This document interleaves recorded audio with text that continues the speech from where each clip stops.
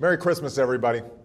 Michelle and I just wanted to take a moment today to send greetings from our family to yours. This is one of our favorite times of year, and we're so fortunate to be able to celebrate it together in this wonderful home. This is the people's house, so Barack and I try to open it to as many people as we can, especially during the holiday season. You know, this month, more than 100,000 Americans have passed through these halls, and the idea behind this year's theme, Simple Gifts, is that the greatest blessings of all are the ones that don't cost a thing. The comfort of spending time with loved ones, the freedoms we enjoy as Americans, and the joy we feel upon giving something of ourselves. So in this time of family and friends and good cheer, let's also be sure to look out for those who are less fortunate, who've hit a run of bad luck or who are hungry and alone this holiday season. Because this is the season when we celebrate the simplest yet most profound gift of all, the birth of a child who devoted his life to a message of peace, love, and redemption. A message that says no matter who we are called to love one another. We are our brother's keeper. We are our sister's keeper. Our separate stories in this big and busy world are really one. Today, we're also thinking of those who can't be home for the holidays, especially all our courageous countrymen serving overseas.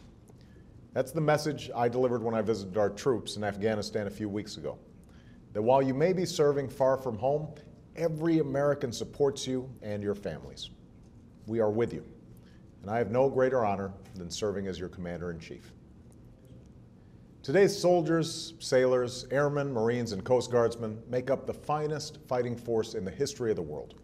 Just like their predecessors, they do extraordinary things in service to their country.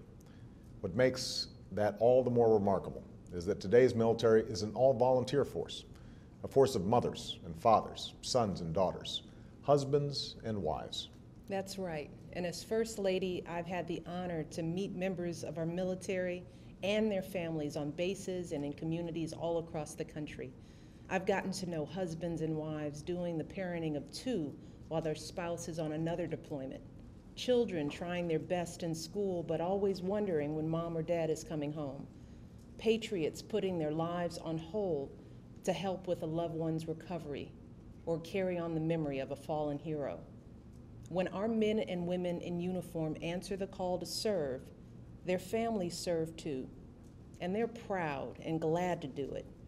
But as long as that service keeps the rest of us safe, their sacrifice should also be our own. Even heroes can use a hand, especially during the holidays. So we're encouraging Americans to ask what you can do to support our troops and their families in this holiday season. For some ideas on how to get started, just visit serve.gov. You'll see that you don't need to be an expert in military life to give back to those who give so much to us. There are countless ways to contribute by harnessing your unique talents.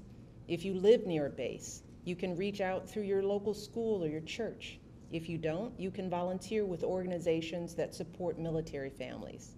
And anybody can send a care package or prepaid calling card to the front lines, or give what's sometimes the most important gift of all, simply saying thank you. America's brave servicemen and women represent a small fraction of our population, but they and the families who await their safe return carry far more than their fair share of the burden. They've done everything they've been asked to do. They've been everything we've asked them to be.